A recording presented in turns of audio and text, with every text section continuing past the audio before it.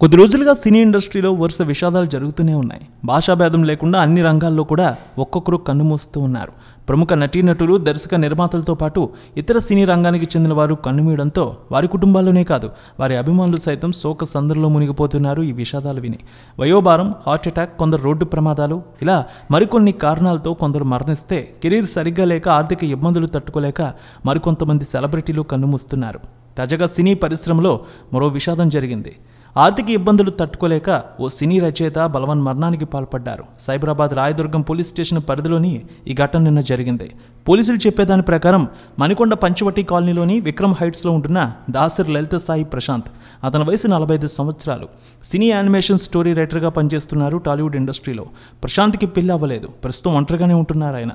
ఎప్పుడు అందరితో చాలా హ్యాపీగా కలిసిమెలిసి ఉండేవాడు ప్రశాంత్. కొద్ది రోజులుగా ముభావంగా ఉంటున్నారు. స్నేహితులు ఇదే విషయాన్ని చెప్తున్నారు. ఇండస్ట్రీలో అవకాశాలు లేక ఖర్చులు బాగా పెరిగిపోయాయి. ఇబ్బందులు పడుతూ తెలిసిన వారి దగ్గర అప్పులు తీసుకున్నాడు. రోజు రోజుకి అప్పులు పెరిగిపోవడం, అవకాశాలు రాకపోవడంతో చాలా వరకు విరక్తి చెందాడు. జీవితంపై డిప్రెషన్లోకి వెళ్ళిపోయాడు. తనకు ఆత్మహత్య చివరికి శరణ్యమని భావించాడు. ఇంట్లో సూసైడ్ నోట్ రాసి ఫ్యాన్కు ఉరివేసుకుని బలవన్ మరణానికి పాల్పడ్డాడు ప్రశాంత్. కొద్ది రోజులుగా సినీ ఇండస్ట్రీలో వరుస విషాదాలు జరుగుతూనే ఉన్నాయి. భాషాభేదం లేకుండా అన్ని రంగాల్లో కూడా ఒక్కొక్కరు కన్నుమూస్తూ ఉన్నారు.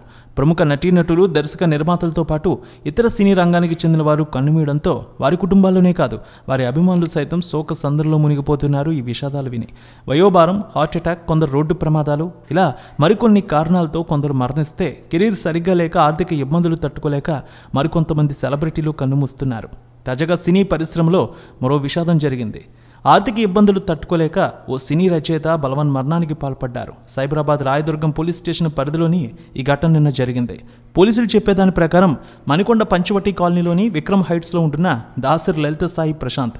అతని వయసు 45 సంవత్సరాలు. సినీ యానిమేషన్ స్టోరీ రైటర్గా పనిచేస్తున్నారు టాలీవుడ్ ఇండస్ట్రీలో.